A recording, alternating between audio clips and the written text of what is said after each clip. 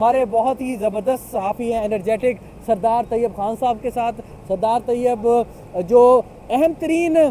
Development हुई थी बड़े अरसे बाद पंजाब में कि पाकिस्तान तहरीक इंसाफ के मेंबरान कौमी असम्बली और सूबाई असम्बली पंजाब में इकट्ठे हुए अली अमीन गंडापुर की क़यादत में उस काफ़िले के हमरा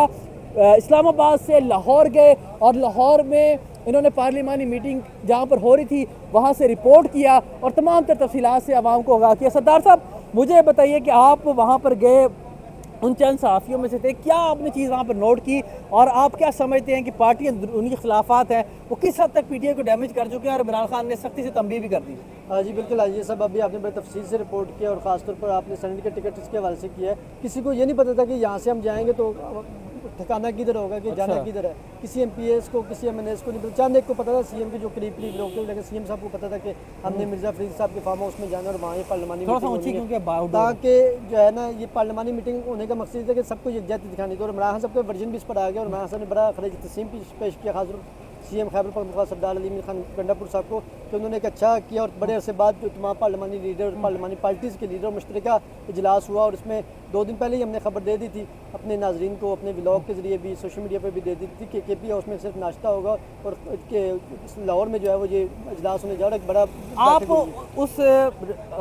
जगह पर मौजूद थे जब इजलास जारी था, तो आपने जो लोगों से गुफ्तगू की, कुछ लोग नालाम भी थे कि हमें मिर्ज़ा अफरीदी के घर क्यों ले आए, कुछ एमपीएस, और फिर वो कंट्रोवर्सी बनी कि अली हमजा क्यों नहीं बनाया गया, इस मुतालिक ज़रा बताइएगा। देखिए उधर ज़्यादातर जो तादाद थी वो सारे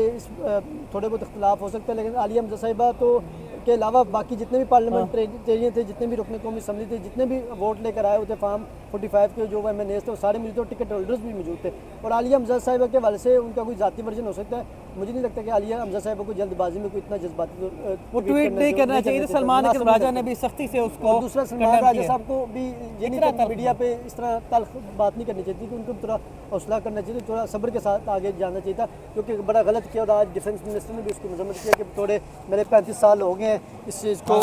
और 35 साल में सियासत में हो गया, मैं सियासी कारकुन हूँ, मैं किसी भी सियासी कारकुन के खिलाफ इस तरह का बयान गैर मुनासिब है। उन्होंने कहा कि सलमान राजा मेरे खुद भी वकील हैं, नवाज शरीफ साहब की भी पनामा केस में वकील रह चुके हैं, हमारा उनके साथ एक ज़ाती तल्लुक़ ज़रूर है, लेकिन उनको इस तरह की स्टेटमेंट नहीं देनी चाहिए थी, क्योंकि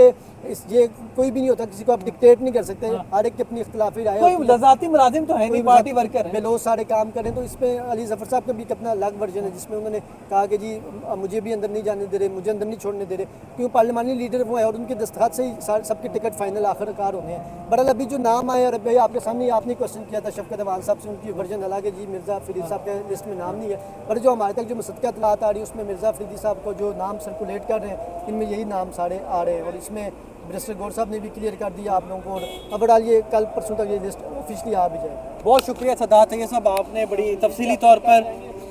आगाह किया। ये सूरत हाल है, सरदार तैयब ने आपको आगाह किया कि टिकट होल्डर्स भी मौजूद थे। और आलिया हमजा साहिबा के हवाले से उनका कोई जाती वर्जन हो सकता है। मुझे नहीं लगता कि आलिया हमजा साहिबा को जल्दबाजी में कोई इतना जज्बाती वो ट्वीट नहीं करना चाहिए। सलमान राजा ने भी सख्ती से उसको, और दूसरा सलमान राजा साहब को भी ये नहीं मीडिया पे इस तरह तल्ख बात नहीं करनी चाहिए थी, कि उनको थोड़ा हौसला करना चाहिए, थोड़ा सब्र के साथ आगे जाना चाहिए था, क्योंकि बड़ा गलत किया। और आज डिफेंस मिनिस्टर ने भी उसकी मजम्मत किया कि थोड़े मेरे 35 साल हो गए हैं इस चीज़ को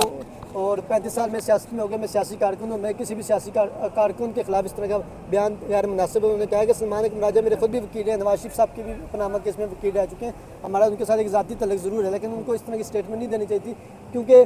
ये कोई भी नहीं होता, किसी को आप डिक्टेट नहीं कर सकते। हर एक की अपनी इख्तिलाफी राय है, ज़ाती मुलाजिम तो है नहीं, पार्टी वर्कर है, लोग सारे काम करें। तो इसमें अली जफर साहब का भी अपना अलग वर्जन है, जिसमें उन्होंने कहा कि जी मुझे भी अंदर नहीं जाने दे रहे, मुझे अंदर नहीं छोड़ने दे रहे, क्यों पार्लिमानी लीडर वो है और उनके दस्तखत से ही सबके टिकट फाइनल आखिरकार होने हैं। बहरहाल अभी जो नाम आए और अभी आपके सामने आपने क्वेश्चन किया था शफकत अवान साहब से, उनकी वर्जन अलग है जी, मिर्ज़ा फरीद साहब के लिस्ट में नाम नहीं है, पर जो हमारे तक जो मुसद्दक़ा इत्तलात आ रही है उसमें मिर्ज़ा फरीदी साहब को जो नाम सर्कुलेट कर रहे हैं, इनमें यही नाम सारे आ रहे हैं। और इसमें बैरिस्टर गौर साहब ने भी क्लियर कर दिया आप लोगों को, और अब डालिए कल परसों तक ये लिस्ट ऑफिशियली आ भी जाए। बहुत इंसाफ का फास्ट मोड होना है, हंगामी तौर पर फैसले करने हैं, क्योंकि इमरान खान ने 5 अगस्त की डेडलाइन दी है। जो इमरान खान के अलावा अली अमीन गंडापुर ने 90 दिन की बात की है, उनको वो कह रहे हैं कि उनका ज़ाती वर्जन है, और उन्होंने जो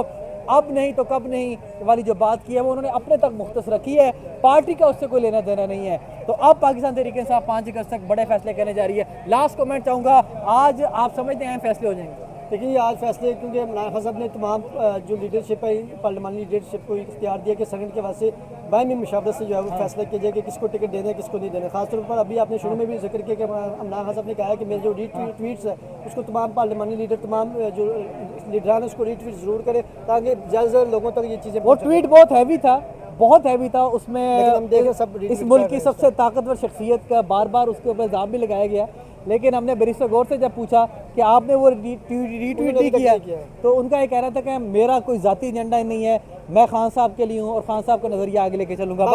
बाकी 90 दिन के वैसे तो मैं नाज़रीन को बताना चाहूँगा, जो अलीमीन गंडापुर साहब ने 90 दिन का कहा था, तो वो उन्होंने कहा था कि 90 दिन के हम जो 90 दिन को उसमें मोमेंटम बनाएंगे। उन्होंने कहा था कि हम जैसे लाहौर हमने मुश्तरका गठ किया, इसी तरह हम इसके बाद कराची भी जाएंगे, कराची के बाद उन्होंने कहा बलूचिस्तान भी जाएंगे और उधर हम सब पार्टी को मुतहद करेंगे, यकजा करेंगे। इसके साथ उन्होंने कहा गिलगित भी जाएंगे और पूरे मुल्क में हम इमरान खान साहब का जो 90 दिन का पैगाम है उस 90 दिन में हम ये 3 महीनों में ये एक्टिविटीज़ करेंगे, सबको मोबिलाइज करेंगे और इसकी जो तहरीक है ये मुल्क भर में तहरीक चलेगी, हर ज़िला में, हर तहसील में, हर डिस्ट्रिक्ट में चलेगी। और ये तहरीक खाली खान साहब की रिहाई के लिए नहीं होगी बल्कि महंगाई के वजह से जो इस बैड गवर्नेंस है, जिस तरह पेट्रोल की प्राइसेस हालिया सब महंगी हो गई हैं, इस तरह की चीज़ों को भी हाईलाइट यकीनी तौर पर आवाम जो है वो मुश्किलात का शिकार है। सरदार तैयब बड़ी अहम गुफ्तगू आपने की, लेकिन अली मीन साहब ये दावे पहले भी बहुत करते रहे। देखते हैं इसमें कितनी सदाकत होती है और क्या इसके ऊपर अमल दरामद होता है या नहीं। KP हाउस से आपको रिपोर्ट करते रहेंगे।